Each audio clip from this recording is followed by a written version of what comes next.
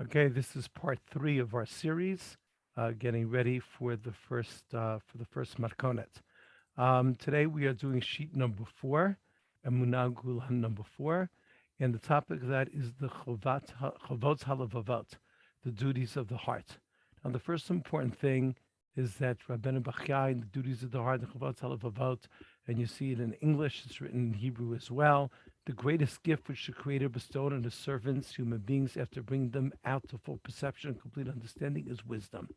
In other words, the point of Chavot Halavavot is that, of course, you have to use your intellect when you're doing mitzvot.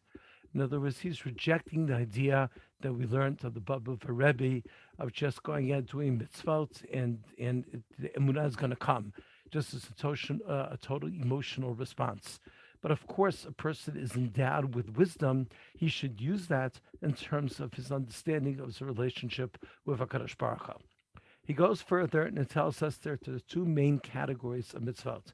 Chovat ha'evarim. Chovat ha'evarim is any mitzvah that involves any sort of outward performance.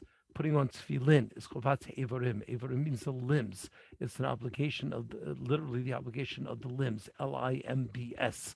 So putting on tefillin is chovat ha'evarim. Sitting a sukkah, eating matzah, putting up the mezuzah. All those things involve an action. Even tefillah. Tefillah involves an action. All that is chovat ha'evarim.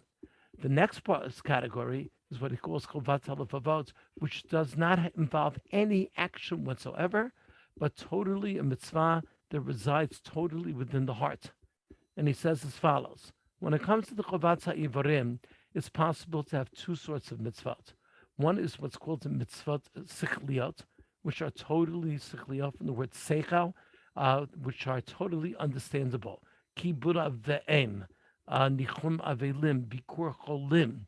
All those, again, many societies have them because those things that society that we can figure out on our own, there's just nice things to do.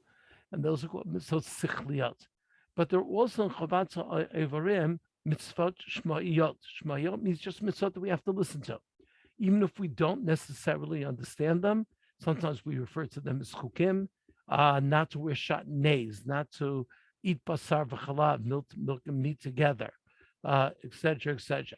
Now, when it comes to the chovat ha'evarim, some of them I can understand, the sichliot, some of them I can't understand at all, maybe beyond my understanding, and I do it because, okay, the Torah says I should do it. I should do it even if I don't understand it.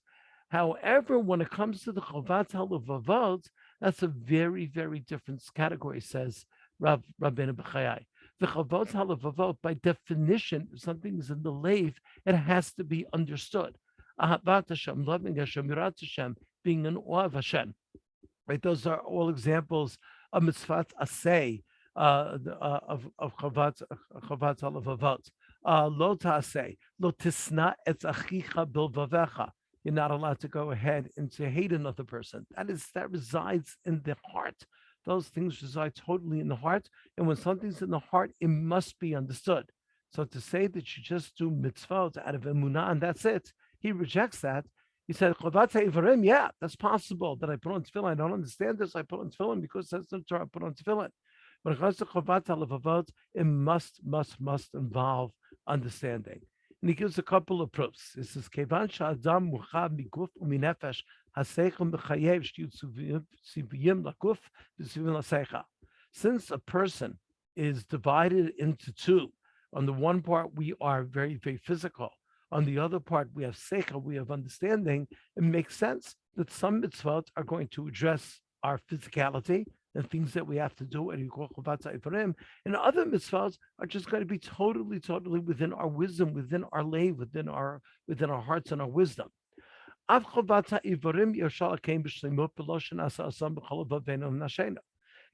the chovat ha'evarim, if you're not going to think about it, and you're not going to really understand it, you're not really doing the mitzvah. Putting on tefillin, I have no idea what I'm doing, and just putting on tefillin is going to be robotic.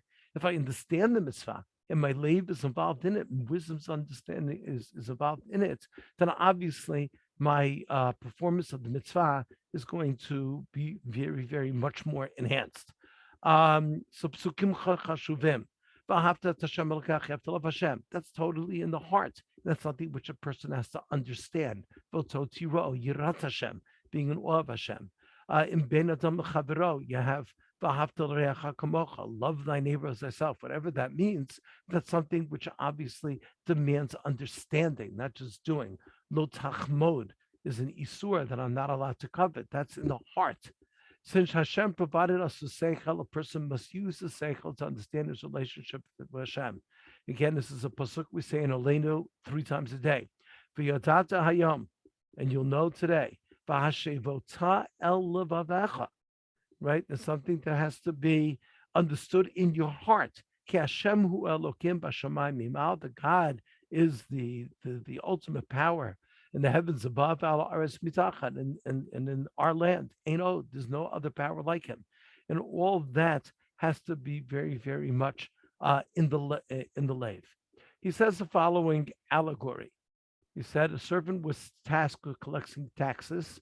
He went about his business lazily and collected the taxes, but did not bother to check if the assessments are proper. When the king finds out, there's a T missing over here. Okay, we'll take care of that. Let's put in that D. When the king finds out that the work was not done properly, even though ultimately the taxes were collected, he is upset. So the nimshal is we are the abadim, with the servants, and HaKadosh Baruch Hu is the master. And if we're not going through the process correctly, even at the end of the day, the tefillin get on. And I have my shoyad shorosh on, but I'm not going through the process of really doing it and really taking time out, really trying to understand it. It's not what HaKadosh Baruch Hu really, really wants. Our wisdom and our thoughts and our understanding have to be an integral part of our relationship with Hashem. And so our Avodat Hashem is like into a silver coin. If it left, it will become tarnished, right? If you just ignore it and don't really work on your Avodat Hashem, true Avodat Hashem, it's not going to be tarnished. When you study Emuna and you study your relationship with Hashem, then that silver begins to shine. Okay, thank you. Watch out for the next video. It's on its way.